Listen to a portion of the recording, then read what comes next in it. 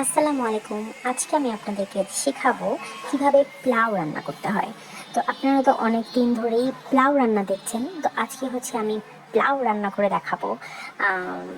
এই তো কড়াই দিয়ে দিলাম, কড়াইটা ভেজা ছিল, ইন্ডাকশানে কড়াই দিয়ে সবজি টবজি দিয়ে তেল টেল দিয়ে একবারে বসিয়ে দিয়েছি। সুন্দর করে পোলাওটা আজকে যা মজা হবে না, পোলাওটা খেয়ে আমার হাজব্যান্ড একদম পাগল হয়ে যাবে।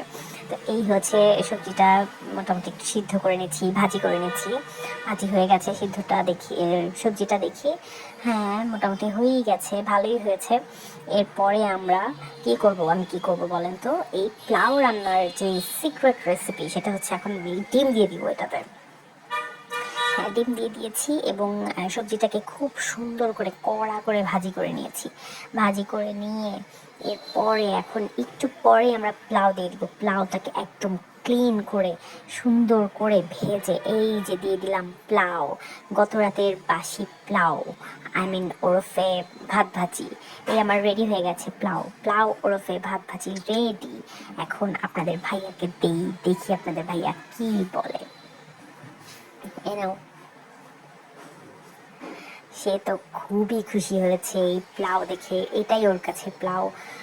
ওকে, শেষ, ভোট পেয়ে গেছি, ডান।